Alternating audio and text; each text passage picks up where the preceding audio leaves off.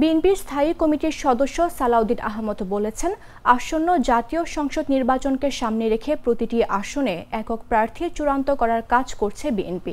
শিগগির একক প্রার্থীর নাম ঘোষণা করা হবে। শুক্রবার বিকেলে গুলশানের নিজ বাসভবনে সাংবাদিকদের সঙ্গে আলাপকালে এ কথা বলেন তিনি। সালাউদ্দিন আহমদ বলেন, জুলাই মাসে সংঘটিত গণহত্যা নিয়ে আওয়ামী লীগের কোনো অনুশোচনা নেই। তারা দেশকে অস্থিতিশীল করতে এখন ভারতে বসে ষড়যন্ত্র করছে। সরকারের প্রতি অভিযোগ তুলে সালাউদ্দিন বলেন, যথেষ্ট সাক্ষ্য প্রমাণ থাকা সত্ত্বেও আওয়ামী লীগের বিরুদ্ধে কোনো মামলা করেনি সরকার। রহস্যজনক কারণে মামলাগুলো এড়িয়ে যাওয়া হয়েছে। বিএনপির স্থায়ী কমিটির এ সদস্য বলেন, বিএনপির নির্বাহী আদেশে কোনো রাজনৈতিক দলকে নিষিদ্ধ করার পক্ষে নয়।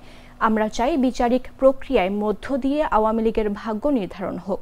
নির্বাচনকে ঘিরে শরিক দলের সঙ্গে আলোচনা অব্যাহত রয়েছে জানিয়ে তিনি বলেন, জোট গঠনের বিষয়ে রাজনৈতিক দলগুলোর সঙ্গে আলোচনা চলছে। শরিকদের সঙ্গে আসন্ন ভাগাভাগি নিয়েও আলোচনা হচ্ছে।